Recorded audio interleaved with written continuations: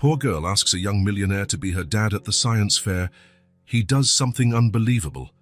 The school bell rang loudly, echoing across the playground as it always did at 3 in the afternoon.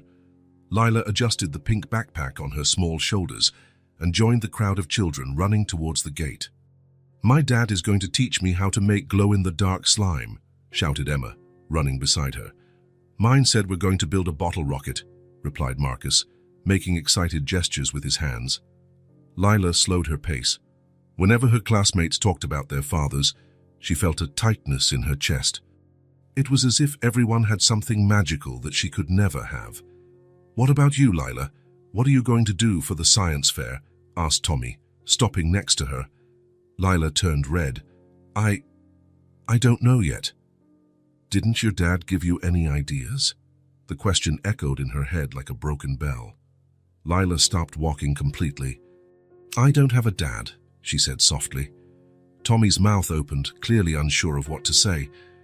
"Oh, sorry." He ran off to find his mother, leaving Lila alone in the middle of the rapidly emptying playground. She stood there, watching the other children jump into their father's arms, telling them about their day at school, laughing, being lifted into the air. Everyone had someone, except her.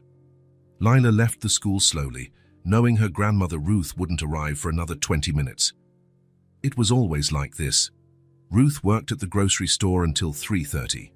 So Lila waited at the small park across from the school. But today she didn't want to sit on the swings as she always did. Today she wanted to walk.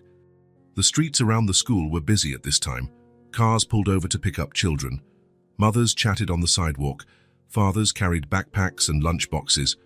Lila walked without direction, just wanting to get away from the activity that made her feel even more alone. That's when she saw the man. He was sitting at a table in the corner cafe, alone, sketching in a large notebook. He had dark, slightly messy hair and wore a simple blue shirt. He seemed focused, moving his pencil with precision across the paper. Lila stopped on the sidewalk, watching through the glass window. The drawing appeared to be a building, but unlike any she had ever seen. It had curved shapes and large windows that seemed to smile. The man looked up from the paper and saw her standing outside. He gave a gentle wave and returned to his drawing. Lila stood there for a few minutes, just watching. There was something about him that made her feel too curious. Maybe it was the calm way he drew, or maybe it was because he seemed lonely too. Without much thought, she pushed the cafe door open and went inside. The place smelled of coffee and sweet bread. There were only a few people, an elderly woman reading a newspaper, a young man on a computer, and the man drawing. Lila walked to his table, her heart beating fast. "That's pretty," she said. The man looked up, surprised. He had brown eyes and a kind face, despite his serious expression. "Thank you," he replied, slightly closing the notebook. "Shouldn't you be in school?" "It just ended. I'm waiting for my grandma." "Oh, and does she know you're here?" Lila blushed a little. "She hasn't arrived yet. She's always late because she works." The man seemed concerned. "You shouldn't go into places with strangers." "You seem nice," Lila said, shrugging. "And I saw you drawing. Do you draw houses?" "Sort of. I'm an architect. I design buildings and houses." "That's so cool!" Her eyes lit up. "I've never met an architect." The man smiled for the first time. "And I've never met someone so young who knew what an architect is." "What's your name?" "Lila. What's yours?" "Nathan?" Lila pulled up a chair and sat down without asking permission. Nathan looked surprised but said nothing. "Nathan, can I ask you a question?" "You can. Do you have any kids?" The question caught him off guard. He stopped drawing. "No, why?" Lila was quiet for a moment, as if deciding if she was brave enough to continue. She looked at her own hands, then at Nathan, then at the window where she could see other children passing by with their fathers. "At my school, everyone has a dad," she finally said. "Everyone. Everyone but me." Nathan felt something tighten in his chest. The way she said it, so simple and direct, hit him like a punch. "And your mother?" "She died when I was a baby. Now I just have Grandma Ruth. She's very good to me, but what?" Lila took a deep breath. Her heart was beating so hard it felt like it would jump out of her chest, but she had to say it. She had to try. She looked directly at Nathan with an intensity he had never seen in a child and said it all at once. "Everyone has a dad, except me. Can you be my dad at the fair? You would have to do the project with me and present it on the day of the science fair." The other people in the cafe looked in their direction. Nathan was completely speechless, his pencil frozen in mid-air. The words hung in the air between them. Nathan felt as if someone had knocked all the air out of his lungs. He looked at the little girl, curly brown hair escaping from the braids her grandmother had probably made that morning, dark eyes shining with both hope and fear, cheeks red with a mix of shame and courage. You want me to do the project with you and present it at the fair?" he asked, trying to process what he had just heard. "Yes," Lila said quickly. "All the other dads will be there with their kids. They do the project together at home and then present it at school. And I don't have anyone." "Just for one day," Lila said quickly, "just so I won't be alone. You seem smart, and you're an architect, so you must know about science. And you have a kind face." Nathan didn't know what to say. It was the most unusual thing that had ever happened to him. A 5-year-old child, a complete stranger, had just asked him to pretend to be her father. "Lila, I know it's weird," she interrupted. "I know you don't know me, but I don't have anyone else to ask. And you seem nice." Nathan looked around the cafe, as if hoping someone would tell him what to do. But there was something in the way Lila looked at him, something in the courage she had to ask that impossible question, that touched him deeply. "What kind of project do you want to do?" Lila's eyes lit up, as if he had just given the right answer. "Anything at all. I just want to have someone there with me. Someone who cares." Nathan felt something stir in his chest. It was strange. He had always been reserved, careful with people. But there was something about this girl, about the desperate and brave way she had made that request, that made him want to help. "When is this fair?" "Next Friday, from 2 to 5 in the afternoon." Nathan was silent for a long moment. He knew it was crazy. He didn't know this child or her family. But when he looked at Lila again, he saw something he recognized. Loneliness. "Where do you live?" "On Maple Street, number 247, with Grandma Ruth." "And would she be okay with this, with a stranger helping you?" "She wants me to be happy," Lila said simply. "And this would make me very happy." Nathan looked out the window and saw an older woman walking hastily toward the cafe, clearly looking for someone. "I think your grandmother is here." Lila turned and waved. "Grandma, I'm here." Ruth entered the cafe, her face etched with worry. "Lila, you scared me. Why weren't you at the playground?" "Sorry, Grandma. I was talking to Nathan. He's an architect." Ruth looked at Nathan with a mixture of gratitude and apprehension. "Thank you for looking after her, sir." "Nathan Morse." He stood up, extending his hand, and she took very good care of herself. "She's a very brave girl." "Grandma," Lila said, pulling on Ruth's sleeve, "Nathan can help us with the science fair." Ruth's mouth fell open, clearly surprised. "Lila, you can't—" "I offered," Nathan interrupted gently. "If you don't mind, of course." Ruth looked between Nathan and Lila, seeing the hope on her granddaughter's face. "That's very kind of you, but—" "Please, Grandma," Lila pleaded, just this once." Nathan saw the moment Ruth gave in. He saw the way she looked at her granddaughter and made a decision based purely on love. "If Mr. Nathan is sure—" "I'm sure," Nathan said, and realized it was true. "When can I visit you both to start planning?" The smile that spread across Lila's face was like the sun breaking through the clouds, and Nathan knew, in that moment, that his life had just changed forever.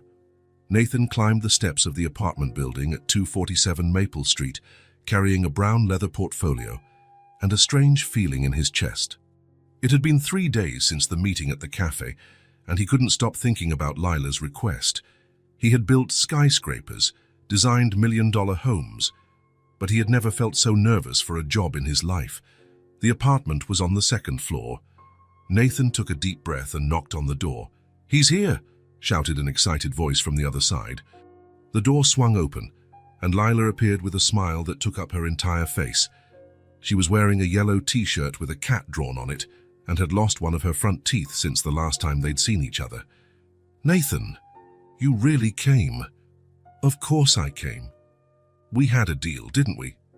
"Lila, let the man in," said an older voice. Ruth appeared behind her granddaughter, drying her hands on a dish towel.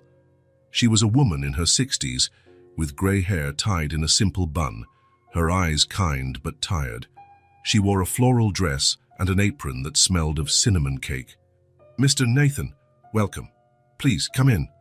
The apartment was small but cozy. The living room combined with the kitchen, separated only by a low counter.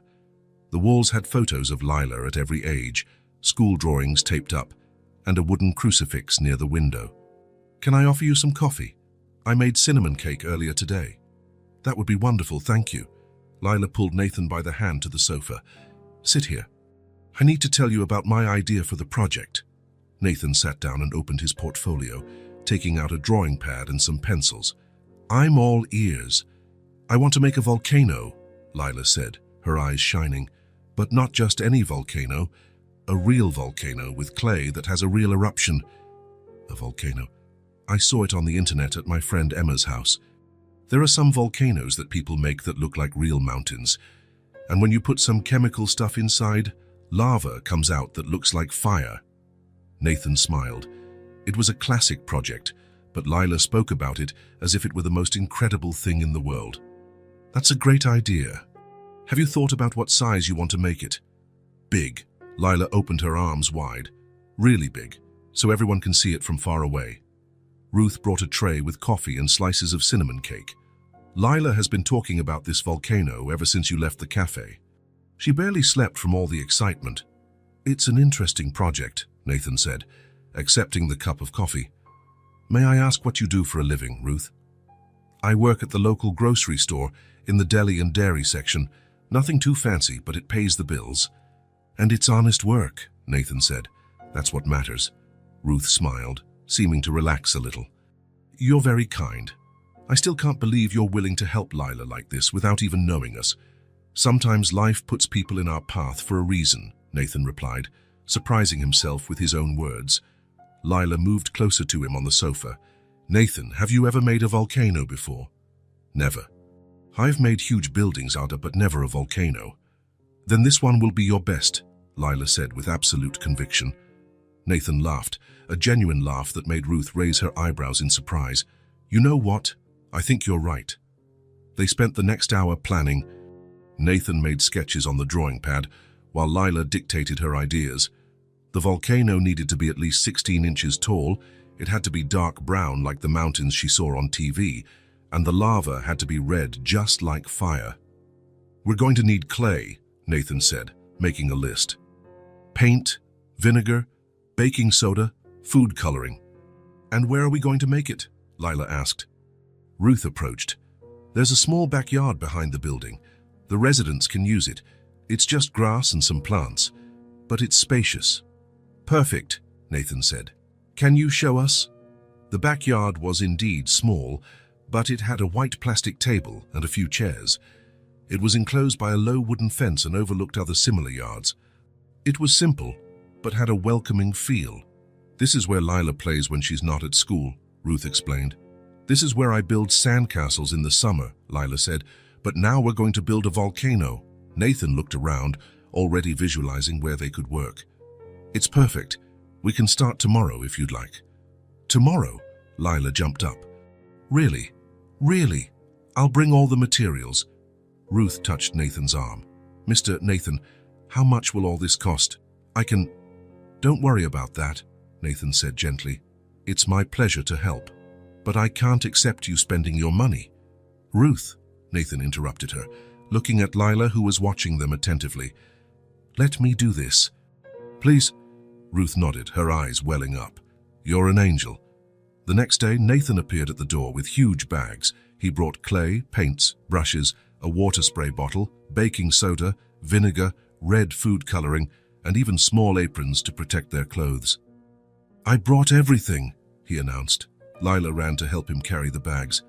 "Wow, that's a lot of stuff. We're going to make the most amazing volcano in the world." They set up at the table in the backyard. Nathan spread newspaper over the surface and placed the clay in the center. "First, we'll model the basic structure," he explained, taking a handful of clay. "A volcano has a specific shape. Want to try?" Lila plunged her hands into the clay with enthusiasm. The cold, damp material stuck to her fingers, and she laughed. "It's squishy." "It is. Now, let's make a mountain. Start from the center and work your way out." They worked side by side, Nathan guiding Lila's small hands as they molded the base of the volcano. Ruth came out several times to watch their progress, always with a smile on her face. "It needs to be taller here," Lila said, piling on more clay. "Be careful not to make it unstable," Nathan advised. "A good foundation is everything, Lila, just like in life." "What do you mean?" Nathan paused for a moment, thinking about how to explain. "Well, if you don't have a strong foundation, everything can collapse. So we always build slowly, carefully to make sure it will last. Like Grandma Ruth does with me?" The question took Nathan by surprise. "What do you mean?" "She always teaches me things slowly, like how to brush my teeth right, how to tie my shoes, how to be polite. She says it's important for me to grow up well." Nathan felt something stir in his chest. "Your grandmother is very wise. She's the best grandma in the world. But sometimes I feel sad because she gets tired, and because I don't have a mom and dad like the others." "But you have someone who loves you very much. That's the most important thing." Lila looked at him seriously. "Do you have someone who loves you?" Nathan stopped molding the clay. It was a simple question, but it hit him like a fist. Not really." "Why not?" "It's complicated. Adults sometimes have a hard time finding special people. But you're nice and kind, and you know how to make volcanoes." Nathan laughed. "Thank you, Lila. You're nice too. Can we be friends then?" "Of course we can."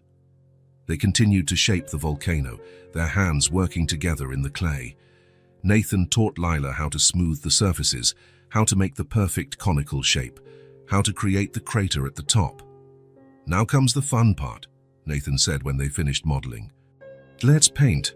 Lila dipped the brush in the brown paint with so much enthusiasm that it splattered on her apron. "Can I paint it however I want?" "Of course. It's your volcano." She painted with wide, cheerful strokes, covering the clay with shades of brown, grays and black. Nathan helped her with the details, showing her how to create textures that looked like real rock. "And now the lava," Lila said, grabbing the red paint. "Let's paint it as if the lava is flowing down the sides," Nathan suggested. Lila painted red and orange lines that trickled from the top of the volcano to the base. Her hands were completely colored, but she didn't care. "It's looking amazing," she said, taking a step back to admire their work. "It really is," Nathan agreed. "Now we need to let it dry before we test the eruption." "How long?" "A few hours. How about we have lunch and come back later?" Ruth had prepared ham and cheese sandwiches, and they ate in the backyard, watching the volcano dry in the sun. Lila told him about school, about her friends, about the books she liked to read. "Grandma Ruth reads me a story every night before bed," she said. "What kind of stories?" "About princesses, animals, and kids who have adventures." "What's your favorite story, Nathan?" Nathan thought for a moment. "I think I like stories about people who find new families, about people who help each other." "Like us," Lila said, smiling. "Like us," Nathan agreed. After lunch, they tested the volcano. Nathan mixed vinegar with red food coloring in a cup, while Lila held a spoonful of baking soda. "When I count to 3, you pour the baking soda into the crater," Nathan instructed. "I'm ready." 1, 2, 3. Lila poured in the baking soda. For a second, nothing happened. Then, a red foam started to bubble and overflow from the crater, running down the painted sides of the volcano. "It looks like real fire!" Lila shouted, jumping with joy. The foam continued to pour out for a few seconds, creating an impressive effect. Nathan smiled, seeing the pure happiness on Lila's face. "It worked," she said, hugging Nathan impulsively. It was the first hug Nathan had received in months, and he felt a strange emotion rise in his throat. "It sure did," he said, hugging her back. Ruth appeared at the back door, drawn by the shouts of joy. "My goodness, it's beautiful. Grandma, look." Lila pointed to the still foaming volcano. "The lava comes out for real." "It's impressive," Ruth said, coming closer. "I've never seen anything like it. Nathan taught me everything," Lila said proudly. "He's very smart." Ruth looked at Nathan with gratitude in her eyes. "It's good to see my granddaughter so excited. I'm very grateful. I don't understand these things." "No need to thank me," Nathan said. "I'm having fun too." "Can I ask questions?" Lila said suddenly. "Of course. Do you have a family, Nathan?" Nathan was quiet for a moment. "My parents passed away a few years ago. I don't have any siblings, so... No, I don't have a family." "That's sad," Lila said, taking his hand. "But now, you can be part of our family. Grandma Ruth and I, we like you." Ruth blushed but nodded in agreement. "Lila's right. You've brought a joy to this house that I haven't seen in a long time." Nathan looked at the two females before him, a 5-year-old girl with paint-stained hands and a huge smile, and a grandmother who worked hard every day to give her granddaughter the best. He felt something he hadn't felt in years: belonging. "You've both brought something special to me too," he said. As the sun began to set, Nathan packed up the materials. "I can come back tomorrow to put on the finishing touches," he said. "You'll come back?" Lila asked. "If you want me to." "We do," Lila said immediately. "Of course we do," Ruth agreed. The next day, Nathan showed up with a basket of groceries: fresh fruit, bread, milk, and some sweets for Lila. "Mr. Nathan, what is this?" Ruth asked when she saw the basket. "Just a few things I thought you might like." Ruth was moved, her eyes filling with tears. "You didn't have to." "I wanted to," Nathan said simply. They spent the afternoon putting the final touches on the volcano. They adjusted some painting details, tested the eruption a few more times to make sure it would work perfectly at the fair, and Nathan taught Lila how to explain the scientific process behind the reaction. When the acid from the vinegar meets the baking soda, which is a base, they react and produce carbon dioxide gas, Nathan explained. "And the gas makes the foam rise," Lila completed. "Exactly. Are you going to explain that at the fair?" "I will, and I'll say that you taught me." Nathan realized she had almost said, "my dad," and felt a strange pang in his heart. When it was time to leave, Lila held his hand. "Nathan, can I give you a goodnight hug?" "Of course." She hugged him tightly, and Nathan felt that something inside him was changing. This small, loving family was awakening feelings he thought no longer existed. As he walked to his car, he heard Ruth call his name. "Mr. Nathan!" He turned around. "Thank you so much. For everything. For the first time in a long time, I feel like we're not alone." Nathan waved and got into his car, but he sat for a few minutes before starting the engine.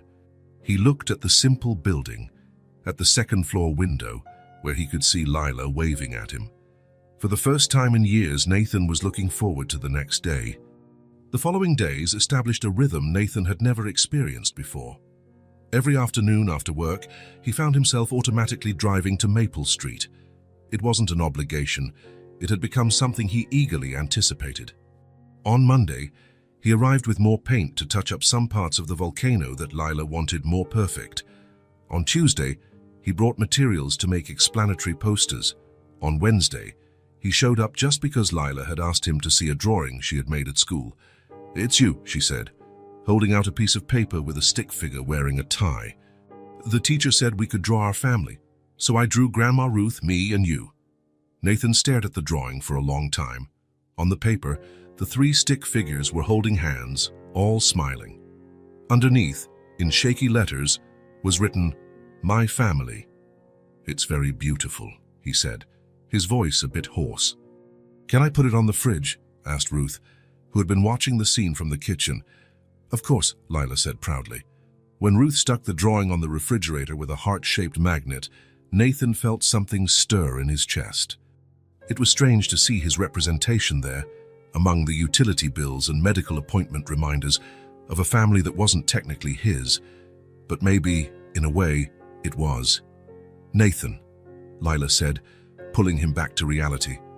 "Want to see how my presentation is coming along?" She had memorized everything he had taught her about volcanoes and chemical reactions. She would stand in front of the sofa, gesturing with her small hands as she explained acids and bases with a seriousness that made Nathan smile. "When the vinegar, which is an acid, meets the baking soda, which is a base, they make a reaction and produce carbon dioxide gas," Lila recited. "And the gas makes the foam rise, just like real lava." "Perfect," Nathan said, clapping. "You're going to impress everyone." "Really? I won't forget anything."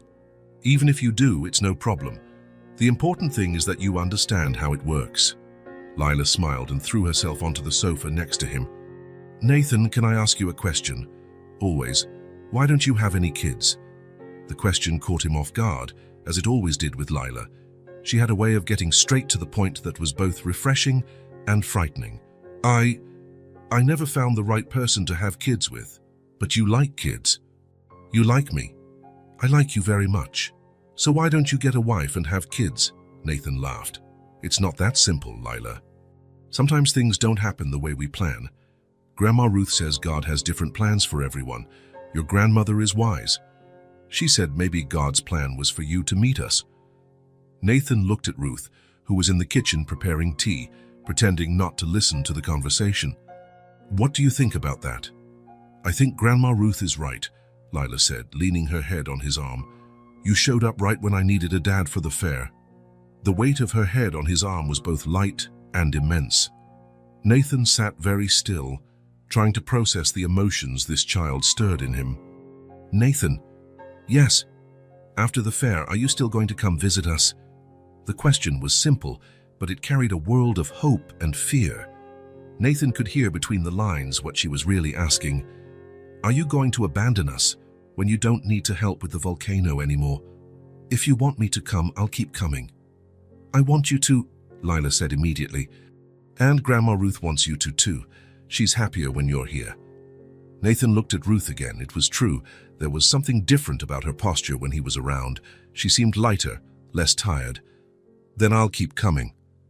Lila smiled and closed her eyes, clearly sleepy. Ruth approached with a small blanket.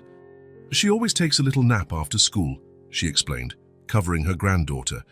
"It's very tiring being a child. Can I stay here until she wakes up?" "Of course. More tea."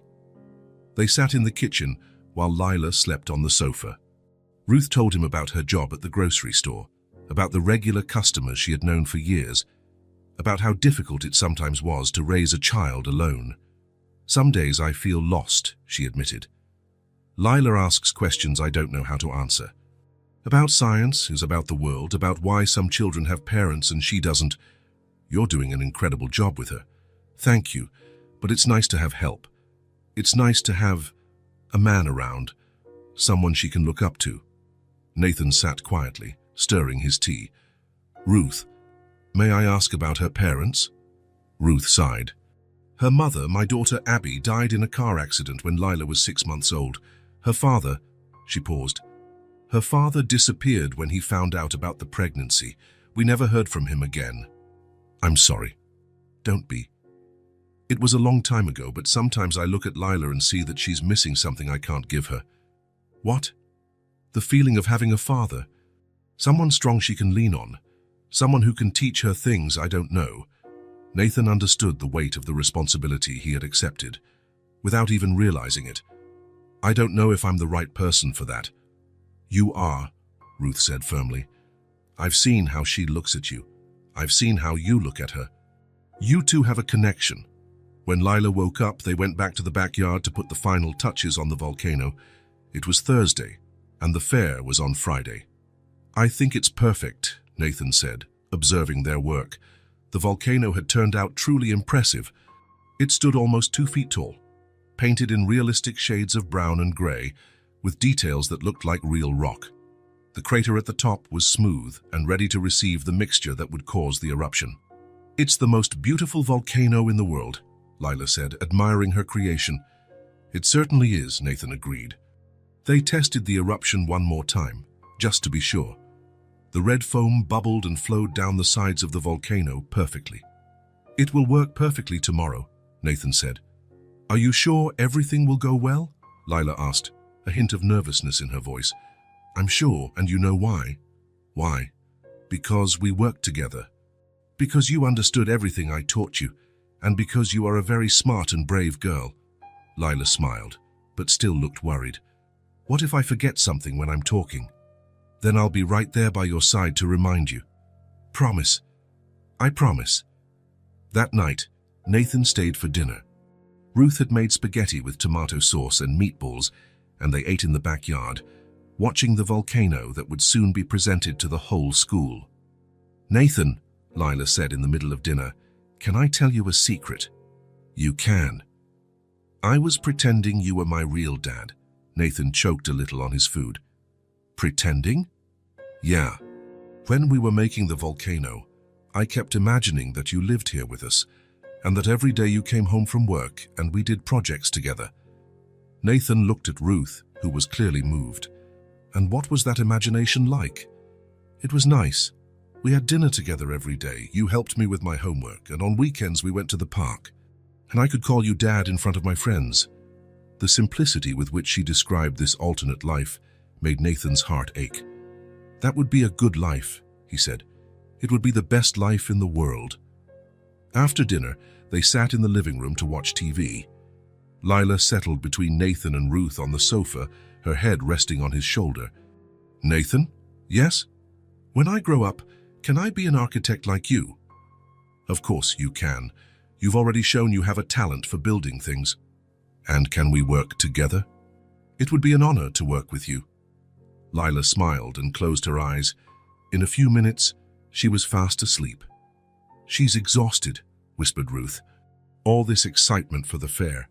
It's normal to be nervous." "She's not just nervous, she's happy. For the first time since she came to live with me, she has something to look forward to." Nathan looked at the child sleeping in his arms. Her brown hair was messy, and she had an expression of complete peace on her face. "Ruth, can I say something?" "Of course." "When Lila asked me to be her dad for the fair, I thought it would just be a simple favor, helping a child with a school project. And now," Nathan was quiet for a moment, "now I think this is the most important project I've ever done." Ruth smiled, her eyes shining. "She changed something in you too, didn't she?" "She changed everything," Nathan admitted. "My whole life was work, projects, meetings, deadlines. But here, with you two, I find a simplicity I never had. And we found someone who cares about us." Nathan carried Lila to her room, where Ruth put her to bed without waking her. She murmured something about volcanoes in her sleep, making both adults smile. "Good night, my flower," Ruth whispered, kissing her granddaughter's forehead. Nathan stood at the door for a moment, watching Lila sleep. It was strange how this child had become so important to him in such a short time. "Nathan," Ruth said when they returned to the living room, "can I ask you a personal question?" "Of course." "Do you regret agreeing to help Lila?" "Never." "Why?" "Because I know this has changed your routine. I know you have your own life, your own problems." Nathan sat on the sofa. "Ruth, do you want me to be honest?" "Always. I didn't have a life before I met you two. I just had work.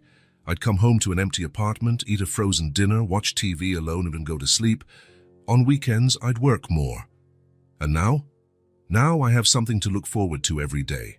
I have people who care if I show up or not. I have a child who draws me as part of her family." Ruth smiled. "Then we are the ones who should be thanking you. I think we help each other."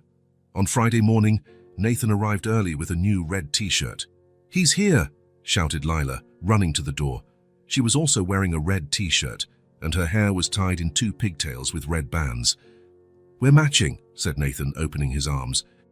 "Identical," said Lila, jumping up to hug him. Ruth appeared from the kitchen, smoothing her own blue dress. "You two look beautiful. I'm going to get the camera." She took several pictures of Nathan and Lila next to the volcano, then insisted that Nathan hold Lila in his arms for a few more photos. "To keep as a memory," Ruth explained. When it was time to leave for school, Lila got nervous. "What if it goes wrong? What if the volcano doesn't work?" "It will work," said Nathan, kneeling in front of her.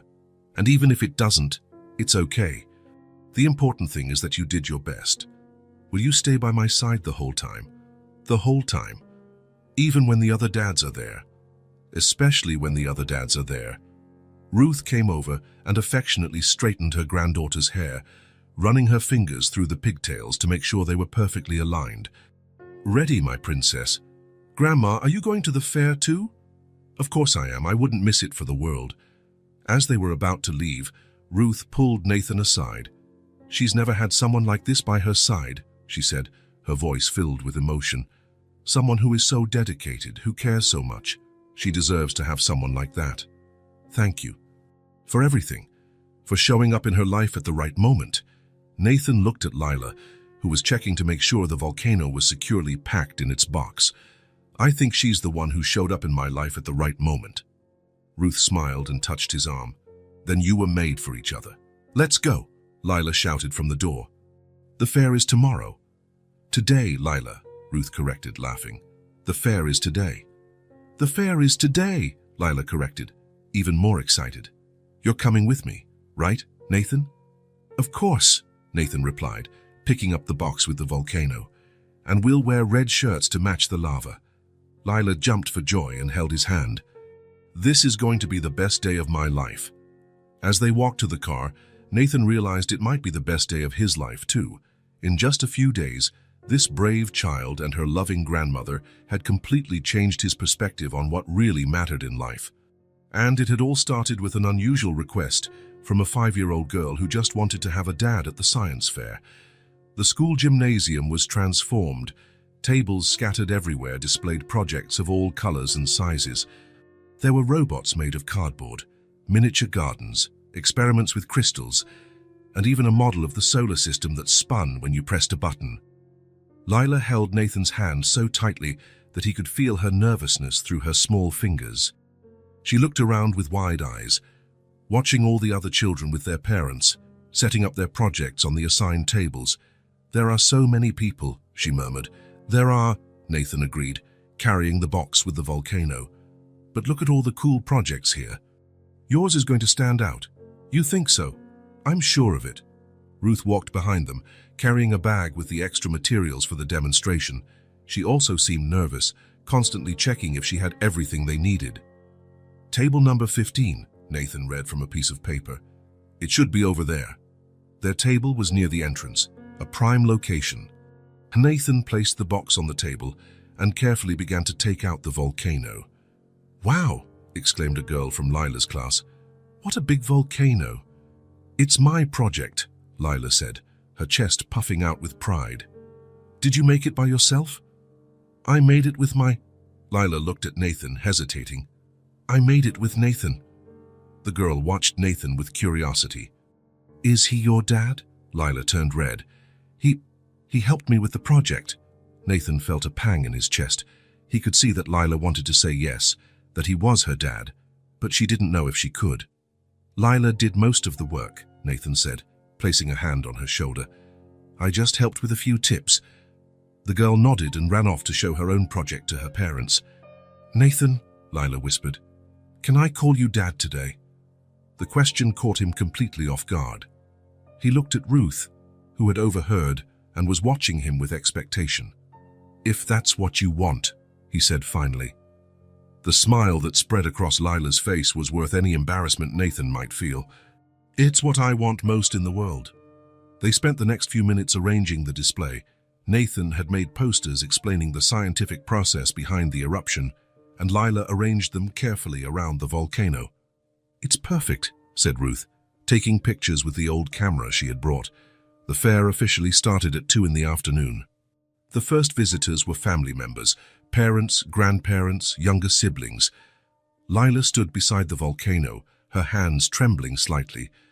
"I'm nervous," she admitted. Nathan knelt beside her. "It's normal to be nervous, but do you remember what I told you?" "What?" "Let's have fun. It was really great doing this project with you. I'm sure they'll love it." Lila took a deep breath and nodded. "Can I hold your hand when I present?" "Of course." The first visitors approached. It was a family with a small child in their arms. "Hi," said the mother, smiling. "Is this volcano yours?" "It is," said Lila, her voice still a little shaky. "I want to see how it works." "We'd love to."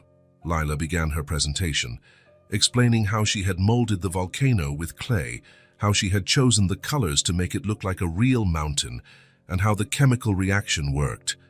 When the vinegar, which is an acid, trace meets the baking soda, which is a base, they cause a reaction and produce carbon dioxide gas, she said, gaining confidence with every word. "Very smart," said the father. "And who taught you that?" "My dad," Lila said without hesitation, looking at Nathan. Nathan felt his heart skip a beat. "Can I see the eruption?" asked the small child. "Of course." Lila grabbed the vinegar and baking soda. Dad, can you help me?" Nathan came closer, mixing the red food coloring with the vinegar while Lila explained each step. "Now I'm going to add the baking soda," Lila said, pouring the powder into the crater. The reaction was immediate. The red foam bubbled and began to flow down the sides of the volcano, creating an impressive visual effect. "Wow!" shouted the small child, clapping. "Incredible!" said the mother. "Congratulations, dear. It turned out beautiful." When the family moved away, more people approached. Word was spreading, and Lila's table was attracting a small crowd. "How did you make it look so realistic?"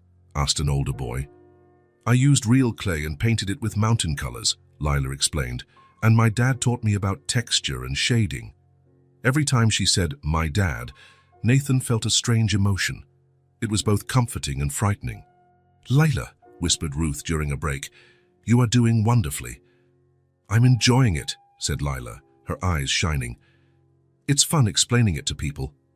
The next family that approached included 2 other children from Lila's class.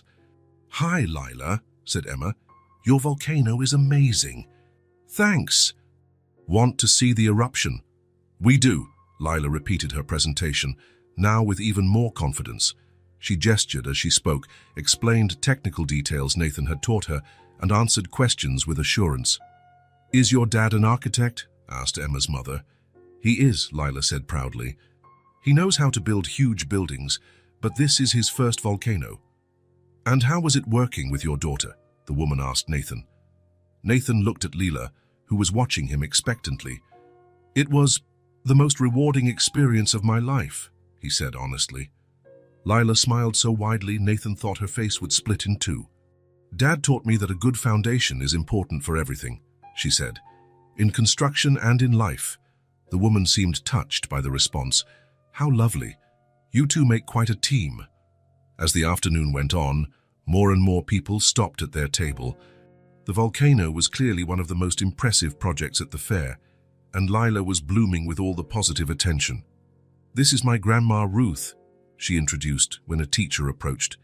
"And this is my dad, Nathan. They helped me make the best volcano in the world."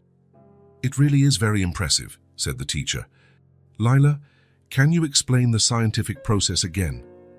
Lila gave her presentation for the 10th time that afternoon, each time more fluent and confident. Nathan felt incredibly proud.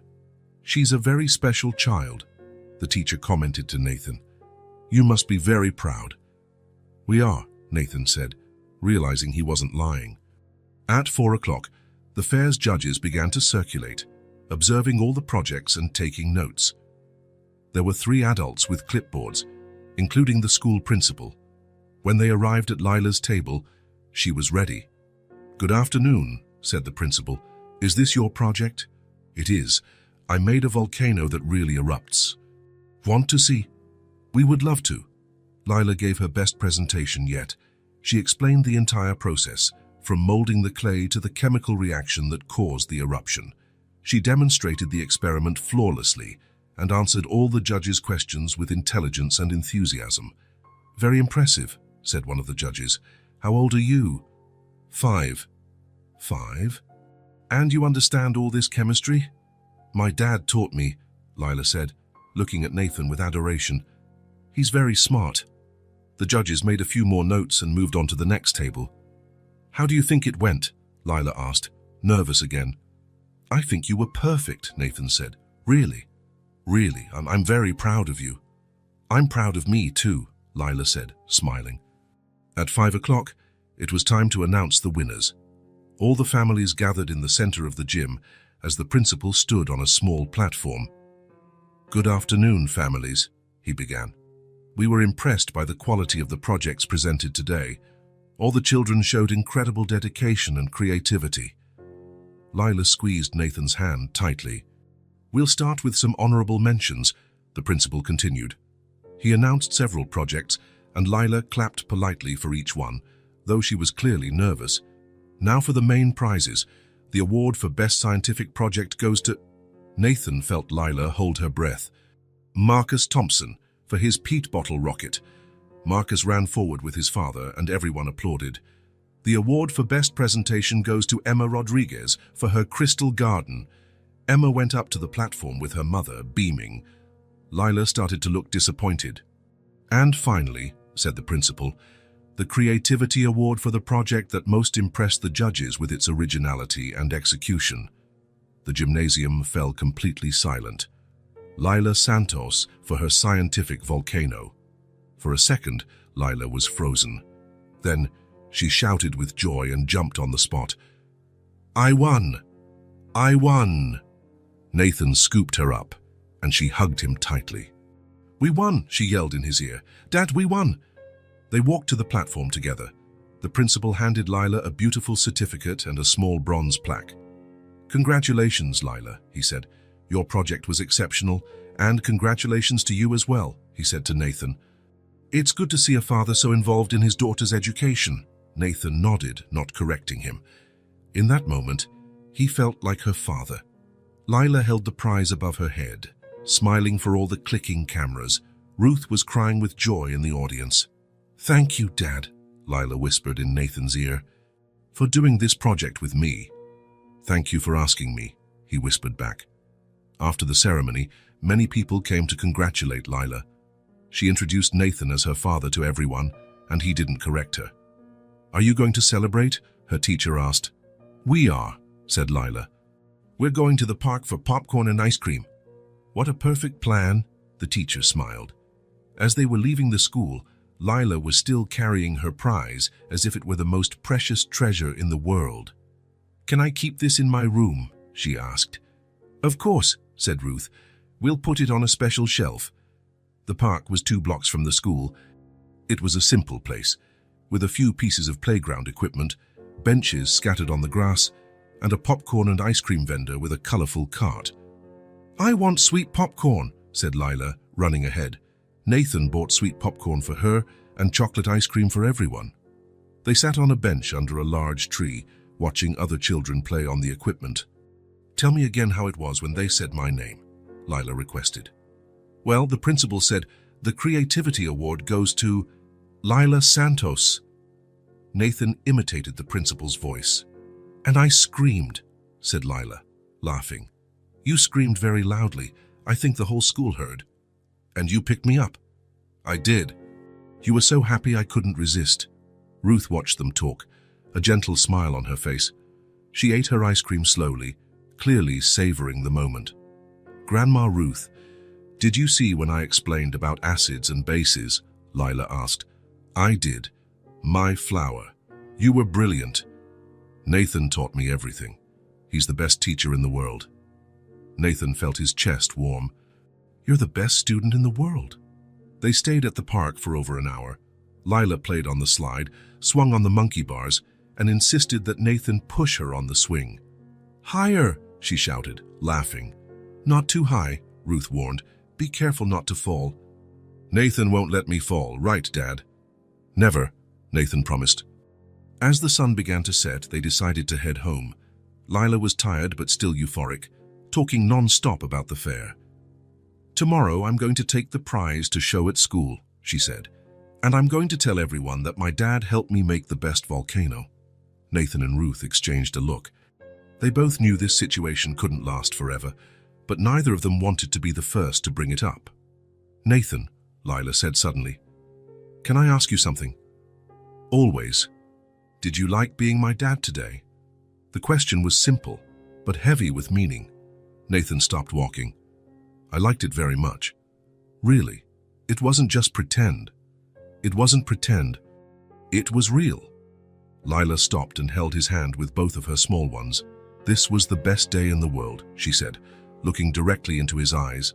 Nathan knelt on the sidewalk, getting down to her level. "For me too." "Really? The best day of your life?" Nathan looked at this extraordinary child who had changed his life in just a few days. He looked at Ruth, who was watching the scene with tears in her eyes. He thought about how he felt when Lila called him Dad, when she introduced him to other people, when they won the prize together. "Really?" he said. "The best day of my life." Lila hugged him tightly, and Nathan felt that something inside him had changed forever. It was no longer just a favor for a lonely child. It was something much bigger than that. It was love. Ruth approached and touched his shoulder. "Thank you," she whispered, "for giving her this day." Nathan stood up, still holding Lila's hand. "Thank you for letting me be a part of it." As they walked home, Lila swung the prize in her free hand and hummed softly. Ruth walked slowly, watching the two of them ahead of her. "Nathan," Lila said. "Yes? Can I keep calling you Dad?" Nathan felt his heart tighten. It was a question he didn't know how to answer. "Let's talk about that at home, okay?" "Okay," Lila said, confident. "But I hope the answer is yes." Nathan smiled silently, his heart full of an emotion he didn't know he was capable of feeling. For the first time in his life, he understood what it meant to be truly needed by someone, and it was the most incredible feeling in the world. It was a warm Saturday night. Lila had fallen asleep on the sofa after a full day of playing in the yard. The prize from the fair still clutched to her chest. Nathan carried her to her room, where Ruth put her to bed with her usual care. "She won't let go of that prize," Ruth whispered, smiling as she adjusted the blanket. "She's slept with it every night since the fair. It's an important moment for her," Nathan said, watching Lila sleep. "The first prize of her life? The first of many, I'm sure." They returned to the living room, where Ruth prepared tea. The house was quiet, just the distant sound of traffic outside and the ticking of the kitchen clock. It was in these quiet moments that Nathan felt most comfortable, asking the questions that had been circling his mind. "Ruth," he began, stirring his tea, "can I ask about Lila's parents?" Ruth was quiet for a moment, as if deciding how much to tell. "What do you want to know?" "Everything. She's an incredible child, and I feel like part of her life now. I'd like to understand her story better." Ruth sighed and settled more comfortably in her armchair. "It's a sad story, Nathan. Are you sure you want to hear it?" "I'm sure. Lila is my daughter Abby's child, Abigail. She was my only child." Nathan noticed she spoke in the past tense and felt a tightness in his chest. "Was. Abby died when Lila was 6 months old. A car accident on a rainy night. She was coming home from work." "I'm sorry." "Thank you. It was the worst moment of my life. Losing a child is something no mother should ever go through." Nathan remained quiet, giving Ruth space to continue. "Abby was so young. She was only 20 when she got pregnant. Still a girl full of dreams and plans? And Lila's father?" Ruth's face hardened slightly. "Her father vanished when he found out about the pregnancy. Just disappeared. We never heard from him again." "What do you mean?" "Vanished. Abby was in her 3rd year of college. She met this guy, fell head over heels. When she found out she was pregnant, she told him all happy, thinking they would build a family together." Ruth paused to take a sip of tea, clearly emotional. "And what happened?" "He said he was too young to be a father, that he had other plans. The next day, he had changed his major and never showed up again." Abby was devastated. Nathan felt anger rise in his chest. How could someone abandon a pregnant person like that? What a coward. Abby thought about dropping out of college, but I convinced her to continue. I told her we would raise the baby together, that everything would be okay. And you did. We did. Abby was a wonderful mother, even being so young. She worked part-time, studied at night, and took care of Lila during the day. I helped when I could. Nathan tried to imagine how difficult it must have been for a 20-year-old girl to raise a daughter alone. "What was his name?" Ruth hesitated. "Marcus Wheeler. But please, Nathan, never go looking for him." I don't want him showing up in Lila's life after all this time. Nathan nodded, but stored the name in his memory. Do you have pictures of Abby? Lila has so few of your features. She must take after her father more. I have some pictures. Yes. Do you want to see? If you don't mind. Ruth stood up and went to an old piece of furniture in the living room. She opened a drawer and took out a worn photo album. I don't look at these photos much. It's too painful.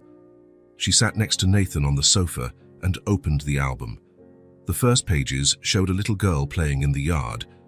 This is Abby at 5 years old, the same age as Lila now. Nathan looked at the photo and his heart stopped. The girl in the photo had the exact same smile as Lila, the same bright eyes. She was beautiful. She was just like Lila, full of energy, curious about everything, always asking questions.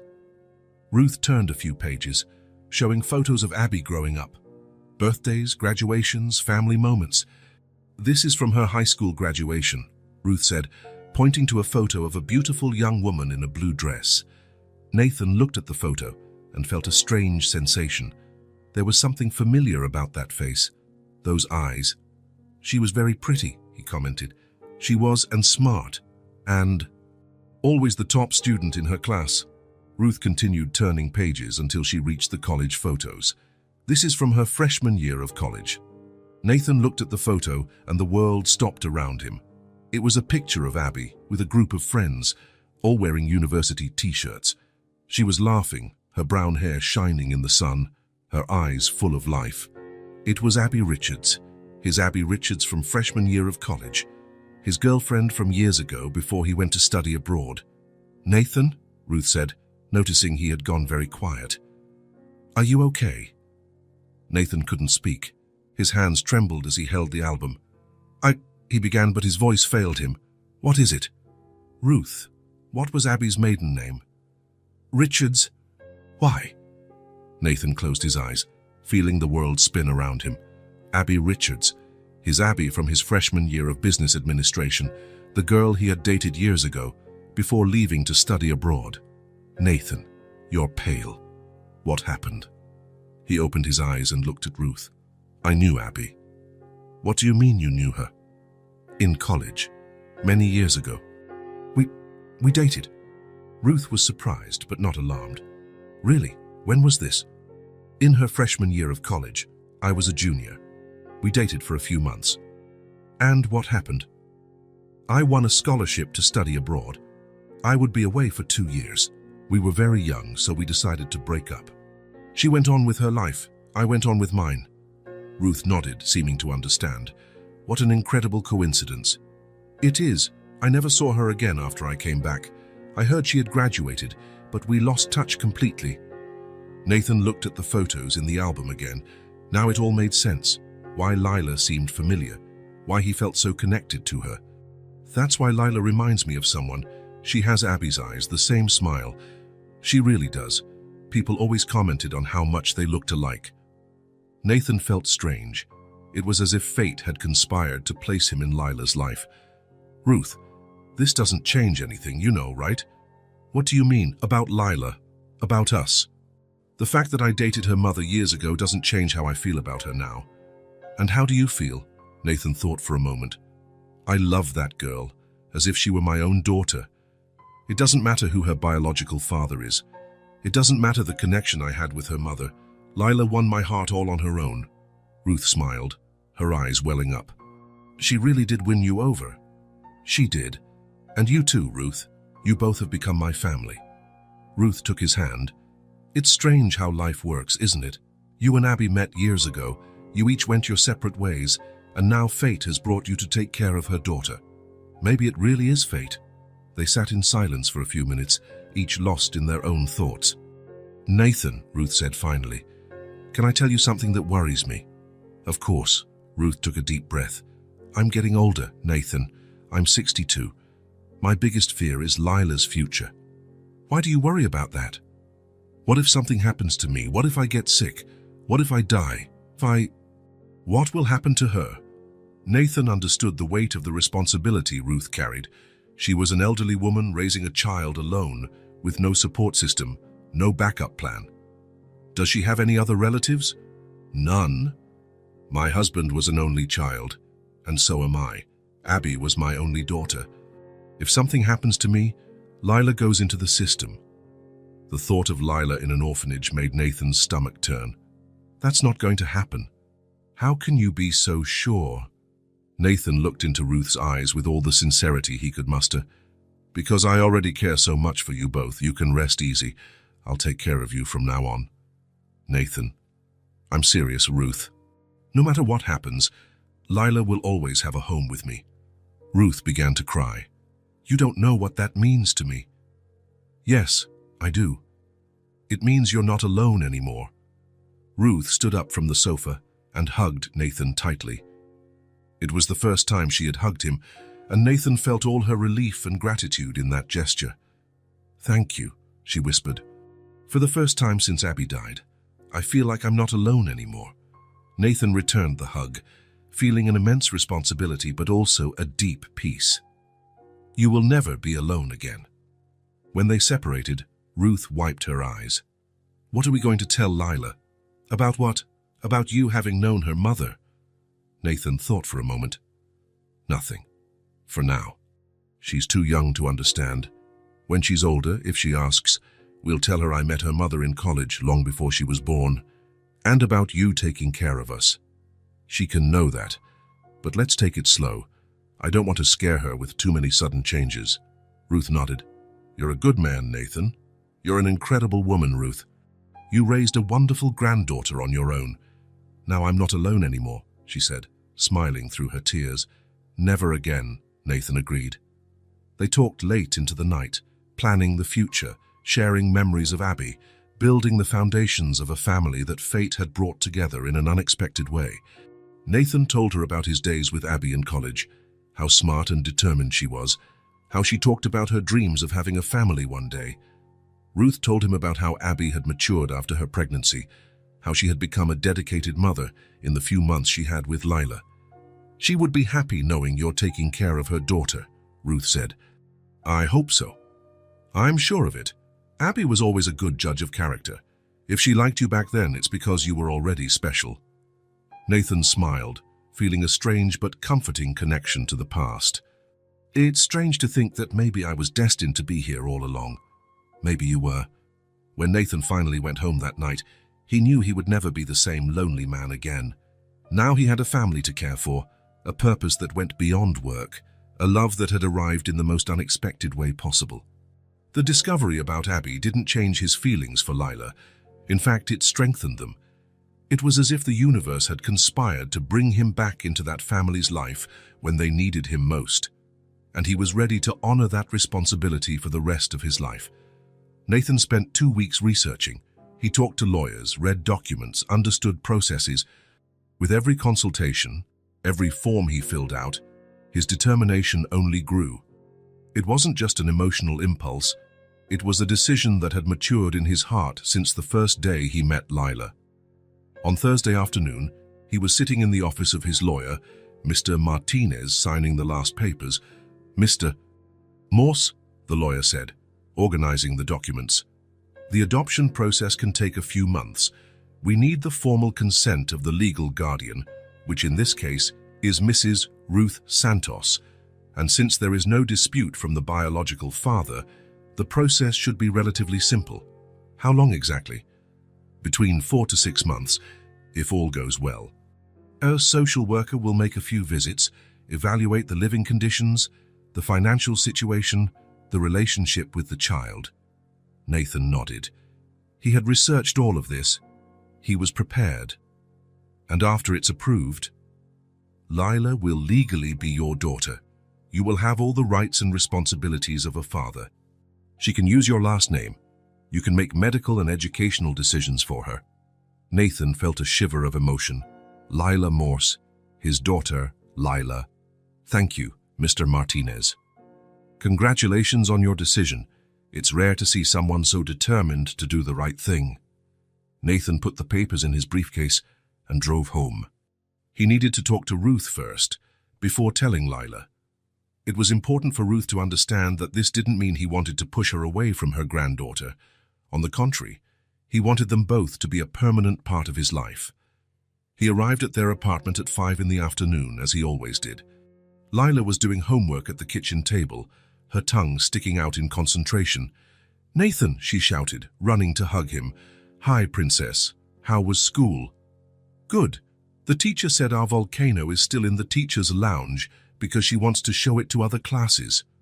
"That's great. You must be proud." "I am." She went back to the table. "Fine, now I'm drawing a picture of our family." Nathan looked over her shoulder.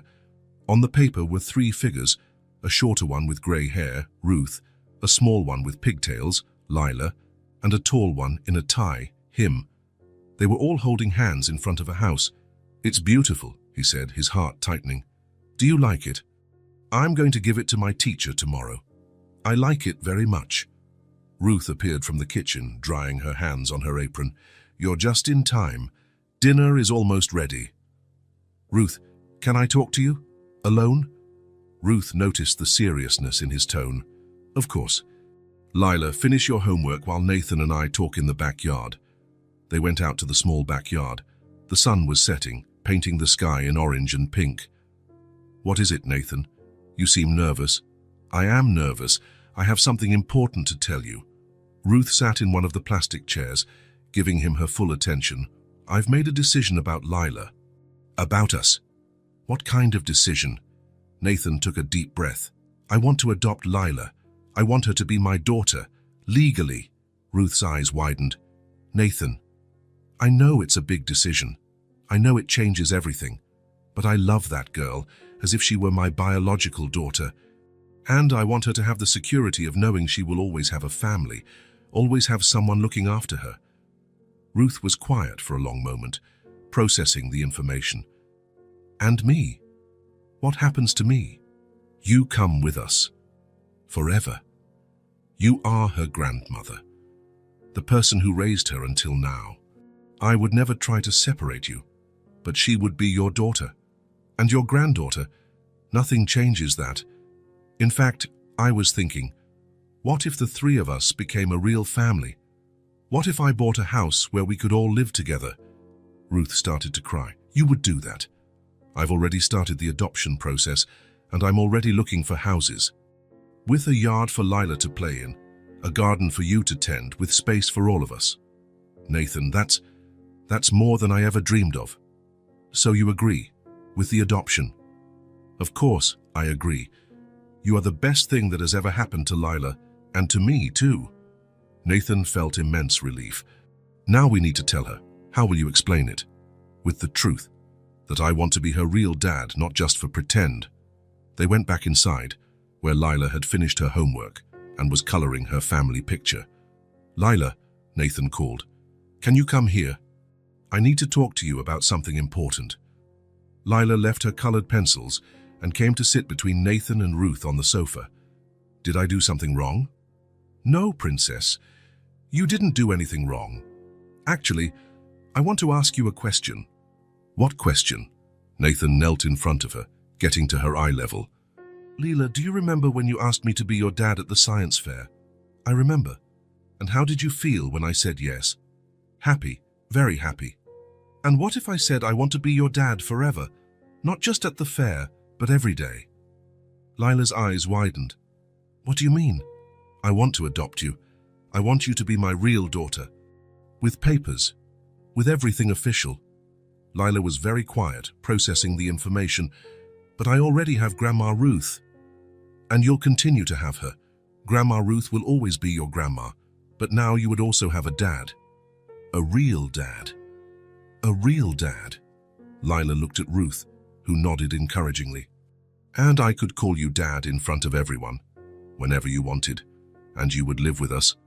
The 3 of us would live together, in a new house, with a yard." Lila thought for a few seconds, which felt like an eternity to Nathan. "I always wanted a dad," she said finally, her voice small but full of emotion. "Can I really call you Dad?" Nathan felt his eyes fill with tears. "It's all I want most," he said, his voice choked with emotion. Lila threw herself into his arms, hugging him with all the strength her small arms could manage. "Daddy," she whispered in his ear. "My real daddy." Nathan hugged her tightly, feeling his heart was about to burst with happiness. "My daughter," he whispered back, "my precious girl." They held each other for a long time, crying with joy. Ruth watched in silence, with tears in her eyes, touched by the beauty of that moment. "Grandma Ruth," Lila said, extending an arm to include her grandmother in the hug, "we're going to be a real family." "Yes, we are, my flower," Ruth said, joining the hug. "And we're going to have a house with a yard." "We are," Nathan promised. "I'm already looking." "With a garden for Grandma Ruth to plant flowers?" "With a garden for Grandma Ruth to plant all the flowers she wants. And with a room just for me. With a room just for you, with a big desk for you to draw and do homework." Lila jumped with joy. "It's going to be perfect. Can I tell my friends at school?" "You can tell anyone you want." "And can I draw our new family?" "Of course, you can."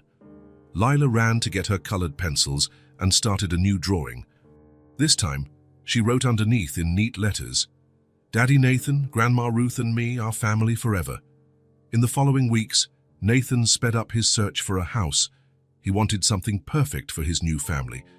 He visited dozens of properties until he found the ideal house: 3 bedrooms, a large living room, a spacious kitchen, and a big backyard with enough space for Lila to play and for Ruth to have her garden. "This is it," he told the realtor. "I'll buy this one." The house was in a quiet neighborhood, near a good school and a park. It had large windows that let in lots of light, and a yard with several fruit trees. Nathan spent the next few days arranging the purchase and planning the move. He bought new furniture, hired a moving company, and took care of all the details. "When are we going to see the house?" Lila asked every day. "Soon, princess. I want it to be a surprise." On Saturday morning, 2 weeks after the conversation about the adoption, Nathan arrived at the apartment with the keys in his hand.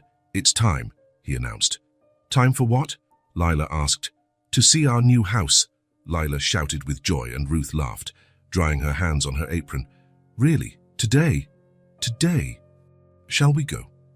They drove to the new house, Lila chattering excitedly in the back seat about how she was going to organize her new room. "There," Nathan said, stopping in front of a yellow house with a garden out front. "This is our house." Lila jumped out of the car. "It's beautiful, it's huge." Nathan opened the front door and they went inside. The house smelled of new paint and had an immediately welcoming feel. "This is the living room," Nathan said. "Look at this space," Ruth exclaimed. On the new bookshelf in the living room, Nathan had placed the volcano they had made together in a prominent position. "Our volcano," Lila shouted. "You brought our volcano?" "Of course. It's our first achievement together. It has to have a place of honor." They explored the whole house. Ruth was enchanted with the spacious kitchen and her room, which had a view of the garden. Lila was ecstatic with her new room. It had a large window overlooking the backyard, a new bed with a pink bedspread, and a large desk perfect for drawing and doing homework. "It's the most beautiful room in the world," she said, jumping on the bed. "And look," said Nathan, opening the closet. "There's room for all your clothes and toys, and this desk is all mine. All yours, for you to draw, paint, do homework, create whatever you want." Lila ran to the window. "I can see the whole backyard from here." "And now let's see Grandma Ruth's favorite part," Nathan said. They went out to the backyard, where Nathan had had wooden benches installed under the trees and had prepared flower beds. "Nathan," Ruth exclaimed, her hands to her mouth, "you made a garden." "I did. Here you can plant all the flowers you want. Roses, daisies, sunflowers. And there are benches for me to rest while I take care of the plants. For you to rest, and for us to sit together on Sunday afternoons." Ruth walked through the garden, touching the empty beds, already imagining what it would be like when they were full of flowers. "It will be my special corner." "It will be our special corner," Nathan corrected, "for the whole family." Lila ran through the yard, exploring every corner. "Can I plant a tree, a very small one that will grow with me?" "Of course you can. We'll choose a special tree for you." "And can I play here every day?" "Every day. It's your yard now." They spent the rest of the morning exploring the house and the yard, planning where everything would go. imagining what life would be like there. "When are we moving?" Lila asked. "Next week. I've already hired the moving company." "Next week for real?" Ruth seemed unable to believe it. "Next week. It's time to start our new life together." Lila sat on one of the garden benches, swinging her legs. "Nathan, Daddy."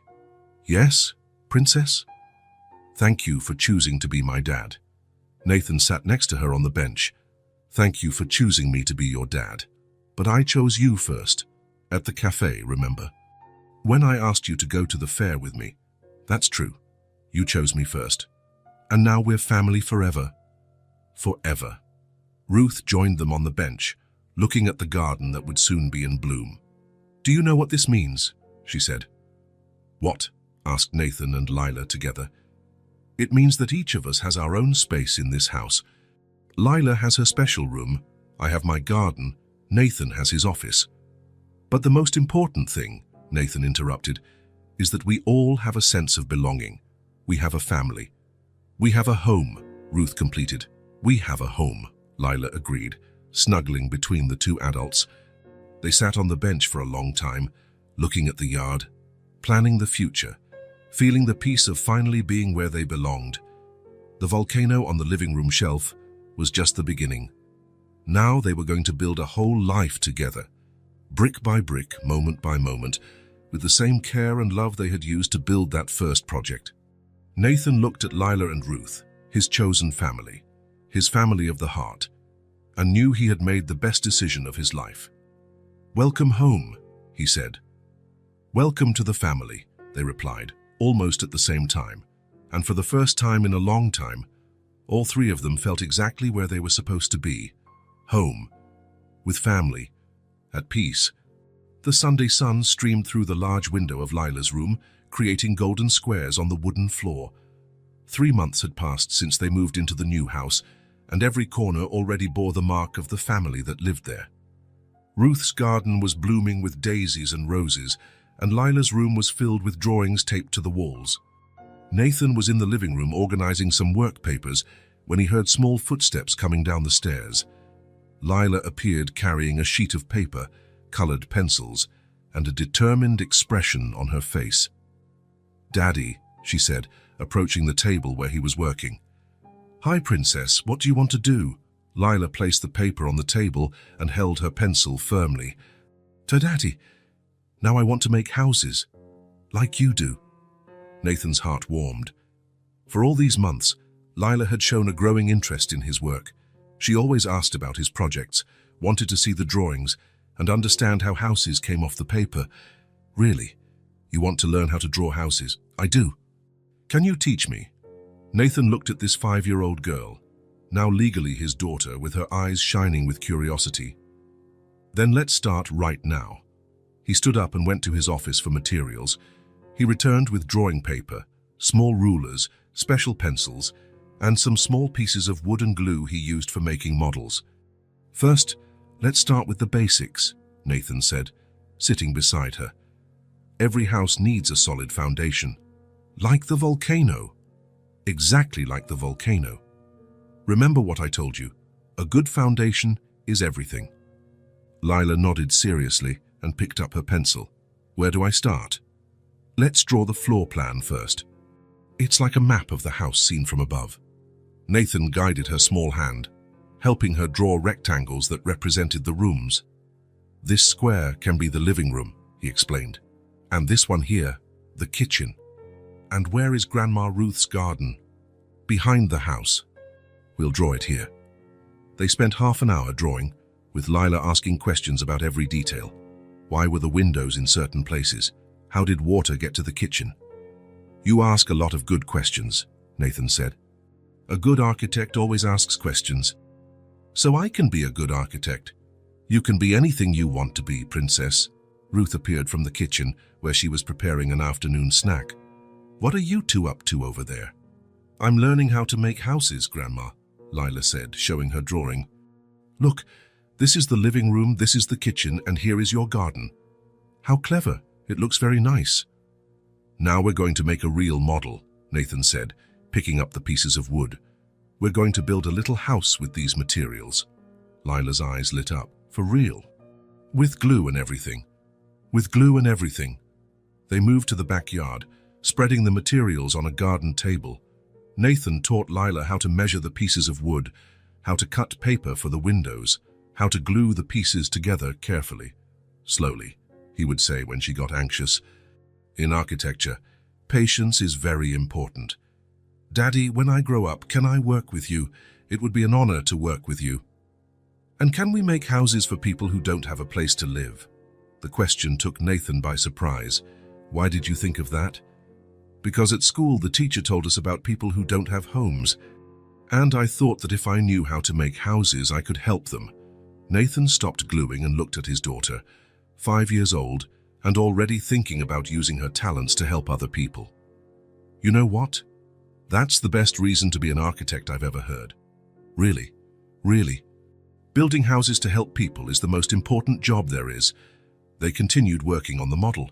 Ruth came and went, bringing lemonade, watching the father and daughter work together with a smile on her face. Done, Lila said when they glued the last piece. Our first house together. The model was simple but beautiful. A small house with 2 windows, a red door and a pointed roof. It's perfect, Nathan said. You have a natural talent. Can I keep it in my room? Of course. It's your creation. As Lila admired the model, she ran inside the house and came back with another paper in her hand. Daddy, I have one more thing to show you. What is it? Lila unfolded the paper. It was a drawing made with colored pencils, showing 3 figures holding hands. A tall man in a tie, an older woman in a floral dress, and a small girl with pigtails. Behind them was a yellow house with a garden full of flowers. At the bottom of the drawing, written in colorful, crooked letters, was "Get our family." Nathan stared at the drawing for a long time, feeling a deep emotion rise in his chest. When did you make this? Last night, before I went to sleep. I wanted to give it to you as a present. It's the most beautiful gift I've ever received in my life.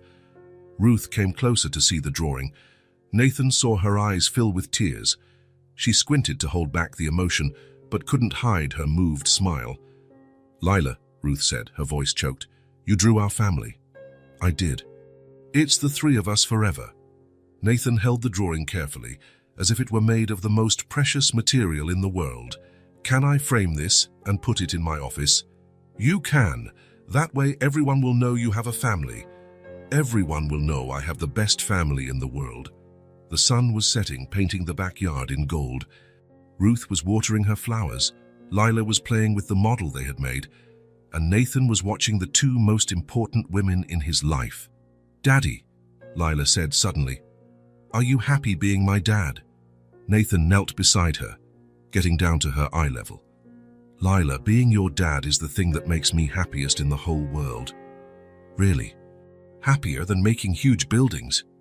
Much happier, because making buildings is my job, but being your dad is my life. Lila smiled and hugged Nathan tightly. I love you, Daddy. I love you too, my daughter, more than you can ever imagine.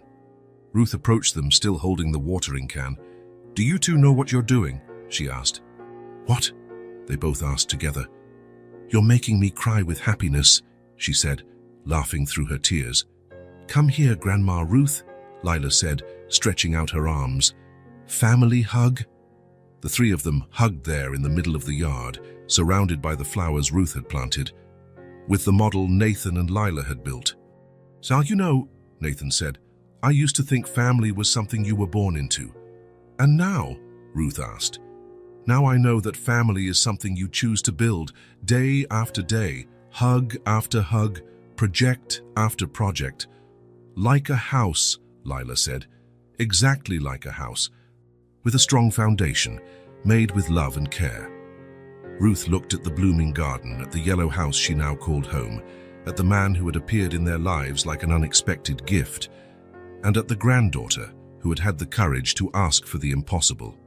And as the first stars appeared in the sky, the family that had been formed in such an unexpected way knew they had found something that many people spend their whole lives searching for, a place to belong, people to love, and the certainty that they would always have each other.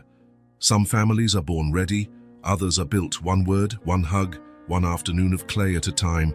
If this story touched your heart, subscribe to the channel and turn on notifications so you don't miss the next ones. Leave a like because it helps this story get recommended to more people. See you in the next story.